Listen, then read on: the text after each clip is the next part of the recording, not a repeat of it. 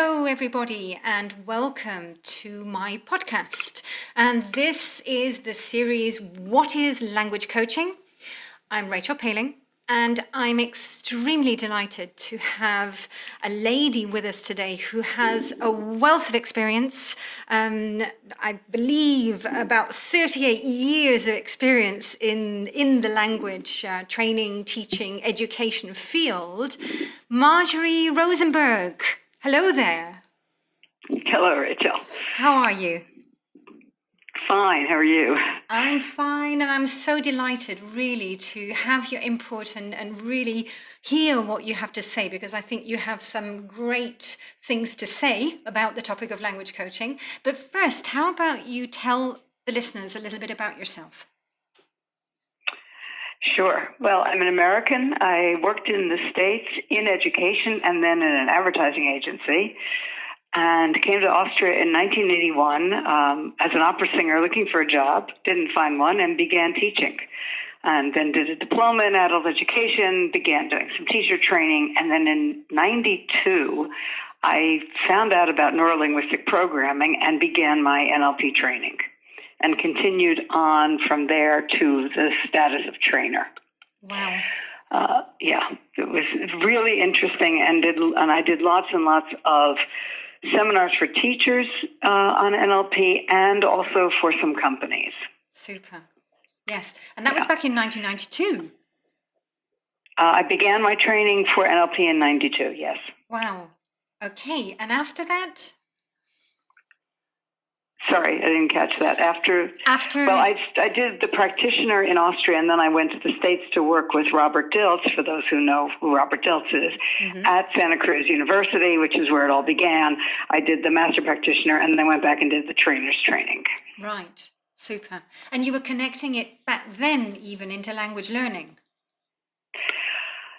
Yes, because I also did a course with Michael Grinder, who is the brother of John Grinder, who's one of the founders. And Michael, well, it was for education. He does NLP for educators, which I was able to transfer into general teaching ideas, and lots of things like rapport with a class, pacing and leading in a class, things that help you as a teacher to use the techniques, because the original techniques were really more geared for therapists. Right. Some of it was for business, and the training that I did as a trainer, we could choose between the health profession or the business professions, and I chose business. Right. Right. So then you continued language training, and you started also writing books. I mean, there are many, many books that you've actually written. Yes, my first book was published in 2001, and it was just republished. It's the one with communicative business activities. But I also worked on school book series in Austria and in Poland. I did books with Cambridge University Press in the business English area. I did a book with Pearson on banking and finance, and now I'm working on Business Partner, which is a new course book aimed at adults, mostly university students, multi-level, and I'm on the author team for that. And that's been quite a bit of work. Very interesting, different type of work than I've had in the past. Well, I do want to say, Marjorie, I think all of us as language professionals, we're extremely grateful for your input, because, there's been a lot of input over the years, and we are the ones benefiting from these materials. So grateful for that. How do you think language and the language industry, language training has changed since you really first started back in the 80s? Well, I think some of the things have definitely stayed the same. The adult education centers are still offering courses, still using course books to teach. Private language schools are still working.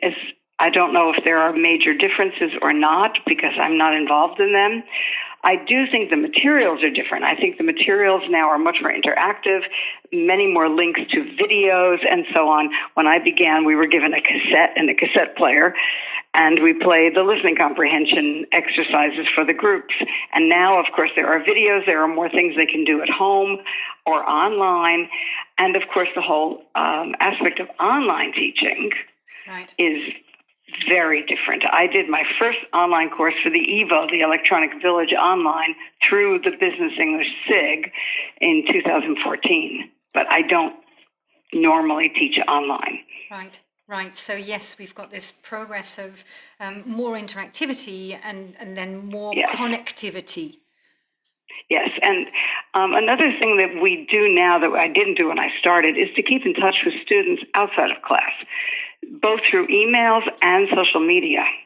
And when I find something interesting, an interesting video or an interesting article, I can immediately send it to my students, and then we can discuss it in class. And that is something that when I started, we simply couldn't do. We didn't have the technology. Right. Right. Yes. So I think there's much more of that going on today.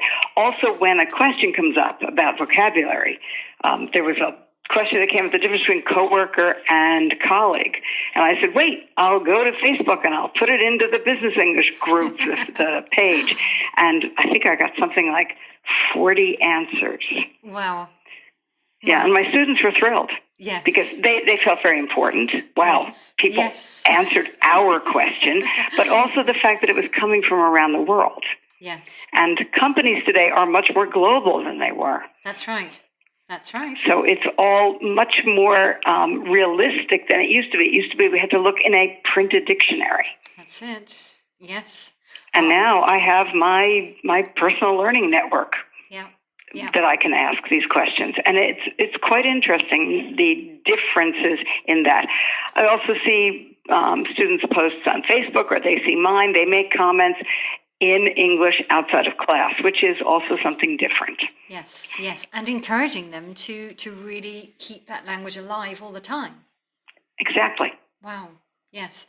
Now we come to this wonderful question that is really the question of this pod series.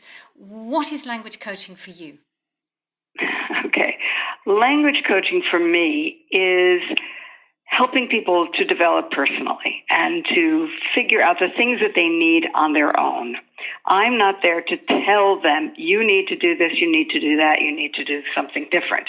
My other big area of interest, and I've done research on, is learning styles. And when I find out what someone needs to learn or how they learn, I can give them ideas. But I need to get the information from them first. Yes. So it starts with self-awareness. I might have to reframe their beliefs. I mean, one of the things we hear so often is, I can't learn languages, which is blocking them. It's not helpful. So by going back and looking at that and finding out where that belief comes from, which there are many, many ways of doing this. There's something called meta model within NLP, which is a specific way of asking questions to get them to clarify answers. It could be going back on a timeline where they actually go back to the point where they first had a problem and looking at it. It could be disassociating from themselves as that with quotes, bad language learner, and saying, actually I'm doing that, or to say that person is doing the best job they can, and letting go of guilt. All these things, anchoring something positive, a positive feeling when they did something well. These kinds of things can help them enormously in getting over beliefs that are in the way. Right. There's the whole idea of rapport. This is where we begin in NLP. Setting up rapport in the classroom, which is done through a variety of methods. Some of it is using the same language they use. I mean, we found, it was very interesting when I started working with adults, that very low levels much preferred working with my Austrian colleagues. Right. And the reason for this was I was seen as the enemy. I was the person whose native language was the language they had to learn, and some of them didn't want to. Right, so threatening. And the Austrians were able to, first of all, make jokes about it, to explain how difficult they had found it to learn a particular thing, and they were able to establish rapport in a very different way than I was. Yes, yeah. And that was very, very interesting, and that's perfectly fine. I mean, At this point, I only have a few one-to-one students, and they are all at least B1 and up. So this problem doesn't come up. But the rapport is important. Yes. Yep. It has to be there. And I've been at the bank I teach at now for over 30 years. And there are certain in-jokes that we have. And when I have a new student, I'll bring up one of these little in-jokes. And the rapport is then immediately there. Yep, absolutely. But then language coaching is about sort of using the coaching as let's say, a delivery to get people to flow with the language? Well, I think if you're trained in something like NLP, neuro-linguistic programming, or psychology, you can do certain things in class that encourage that. But I think we have to really make sure we realize there is a difference. There is language teaching and there is coaching people. And I don't think that we can say we are language coaches simply because we teach English. Right. So if I'm doing something in class, very specifically, which is coaching. For example, I have a class of 5. One day I only had 2 people. And one of them is learning to be a coach. And he said, could we do the goal model from NLP so I can practice it? I said, sure. That is coaching. He coached the other person, and she talked about a personal problem. Right. And that was a coaching session. Right. Of course, they did it in English. Afterwards, I went back and I said, okay, now here's the vocabulary you needed. Then I was leaving the coaching role and becoming a language teacher. Right. But I think making sure we do not mix them up is really important. Right. Absolutely. And yeah. No, I can give you an example of a colleague of mine who studied psychology, but is also a mathematician. And she does what she calls math coaching. And I asked her what this is. And she said she spends the first part of the lesson it's one-to-one with a student, teaching them math. And the second part, working on anxiety, self-esteem, and all of this. But that is pure coaching. Right. Getting them over the hurdles of the fear of mathematics. Right. Yes. So it is. It's coaching through stress, personal beliefs, negativity, negative mindset, etc. Yeah. Now, reflection. One of the best things I learned from Michael Grinder for teachers is what we do is when we've had a really awful day, something went wrong. When we look back on this, reflection should be in the third person. So I had a problem with a boss or a colleague, and I go back and say, so Marjorie had this problem, and she did this. What it does is it disassociates the person from what happened. Right. It's much easier to be unemotional if you speak of yourself in the third person. Absolutely. And then to take that and put it in first person, tomorrow I am going to ... Yep. And it takes enormous practice. It is not something simple, but it is something that can be used in one of those really stressful situations. Yes. When a student says, I failed my final exam and I don't know what to do, then to go back and use that in the discussion, that's coaching. Yes. I'm not teaching them English. I'm coaching them to help them to deal with their stress and their problems. Right. Now, what do you think then about, with neurolanguage coaching, what we do, we use sort of the principles, the competences, and the structure from the coaching world as the vehicle of delivery of the language transfer, if you like. Well, I would say that since I'm using things like rapport, If they come up with something like, no one in my family has ever learned a language, I might say nobody, which is meta model. Mm-hmm. Of course, I can do that. But am I actually teaching the language? Some things, yes, I do when I leave them on their own to speak and I don't interrupt them. Mm-hmm. And then I go over the vocabulary afterwards. Being polite, being respectful, all of that comes partially from the NLP training, right. And that is part of my lesson. Right. So I think it's the way we teach, right. Giving them the space, saying, you're the expert on your subject. Yeah. Explain it to me. Yes. Yes, that's probably using coaching for the delivery. Right. But teaching grammar and and vocabulary, we still have to go back to our language teacher hats. Right. But I think you're right. I think it is. Yes. It is combined with the delivery. Yes, and it is that distinction of, are we coaching a psychological dilemma, or a blockage, or are we delivering in a certain way? And there, yes, right. we have a different way. That's where we're doing it. Yes. Yes. And I think that's part of being a good teacher. Right. And I totally agree with you. I do think, it's that going beyond the teacher. And I always say that we have so much wealth and richness in all the educational, let's say, experience and history that we have. And how do we embrace that, all of it, and move forward and adapt and change and come to the learners of today with all that we can to help them? Yeah. And just knowing their learning style, for me, has been enormously helpful. I know there's lots of controversy about this, but we've done various models in this one group that I've had now for 4 years. And I have one student who is extremely analytical, and he needs to know the exact translation of a word. Yeah. A general description or a general translation isn't good enough for him. Yeah. It's his style. And when he gets his phone out, I'll always say, of course, this is Mr. So-and-so. He needs to know it. Let's give him a minute to find the best translation. Yes. And it's fine. He feels accepted. Yes. And I have to say, he's not the weird guy who's looking up the word and holding everybody up. Right. And Marjorie, I totally back you on this. Neuroscience doesn't back us on the learning styles. And I do think it's because they have no proof, and they're always saying that, learning styles don't exist. But in my experience, and from what I'm hearing from you as well, we are all different. Every brain is different. Absolutely. We all have different styles. I know I have a definite style.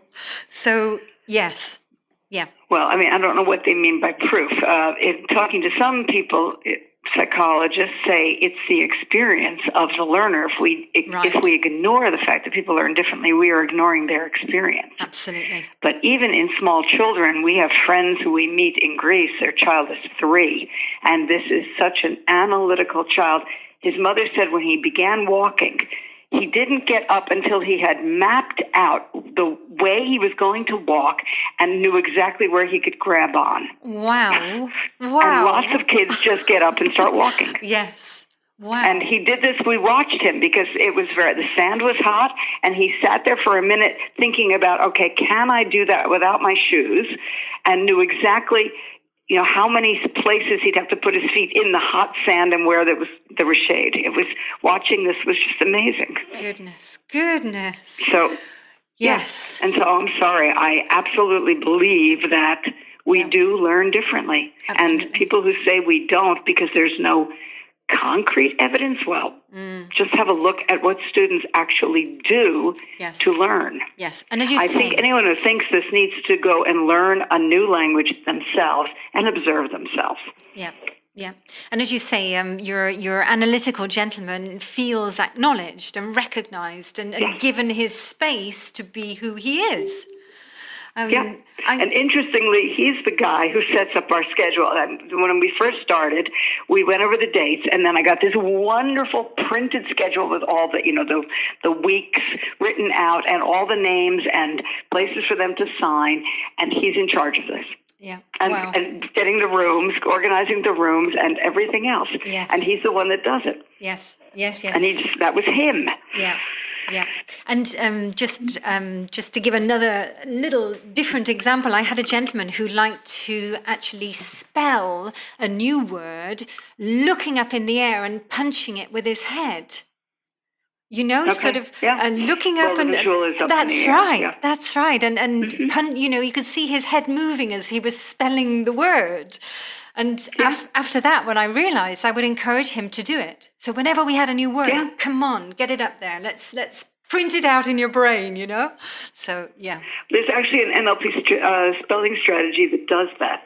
Wow. It has people visualize the word, I absolutely believe in this. I'm 100% convinced in observing students and teachers. I did over 400 seminars for teachers, not all on NLP, but the differences in the way they take in information, and of course my students, it's day and night. Yes. Yeah. So how do you see the future of the language industry? That's such a difficult question. I mean, I do think there will be more interaction over social media. Of course, lots of people have gone to online teaching. Very hard to say because I'm not at an institution where I have lots of students. I'm just in one company. I think materials will have to be more and more interactive. Materials are so expensive to produce today that I don't think they'll be coming as quickly, to be honest. Right. I don't know what else new is out there. It used to be that there was, every publisher had a new book coming every year or every 2 years. I'm not sure if that's going to continue. Well, we have the electronic world now, don't we, as well? Yes, that they are going back and finding the students actually learn more when they have a book and they write on paper. But, I mean, you can produce things electronically. I don't know if you've worked with electronic materials in class. It does slow things down. Yeah. To some extent. Yes. And the students do want the visualization, the pictures in the book and all of this. It's very hard to say. Yeah. Some of my students really, really want to use a book, and others they want to do the materials that they need to have ready for a presentation. Yes. I don't know. I have the feeling we're all going to need to be more adaptable, more flexible, be open to new ideas. Yeah. And so on. Yes, the world is an open book at the moment, isn't it? It's a little bit...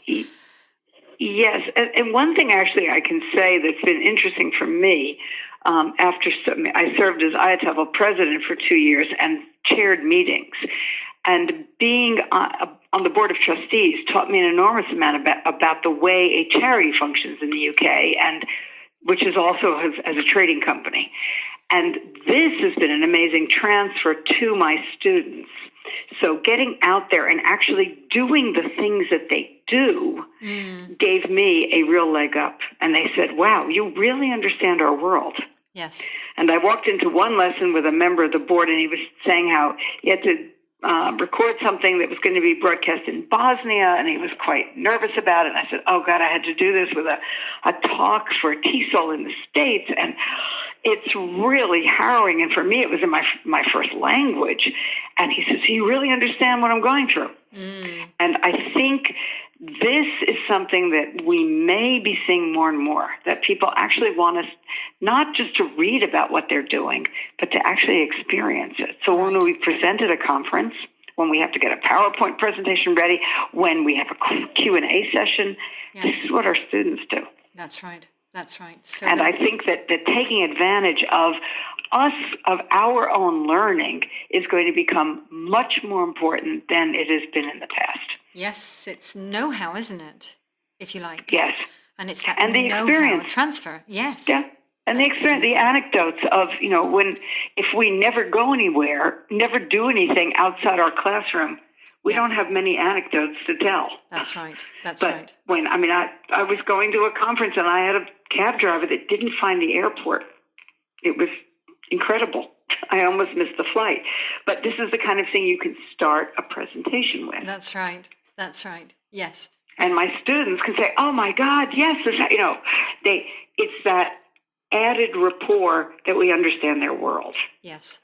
And I think you're right. This will be key to the future, to really help and identify and connect with our learners. Yeah, I think so. I have students at other trainers who said, oh my God, that person was so difficult to work with, and I have absolutely no problem with them at all. Now, what the difference is, I don't know. Yes. Am I putting myself into his shoes in a different way? Maybe. Well, as you say it's those experiences that we have that we can then bring in as the anecdotes, the nuances, and that makes the difference. So, could be. Marjorie, I'm very grateful to you for today's little podcast. Thank you very, very much. Well, thank you for inviting me. Very interesting to talk to someone doing more or less the same type of thing. Absolutely. And to all our listeners, thank you very much for tuning in again for another episode of What is Language Coaching? And join me next time for another interview on this topic.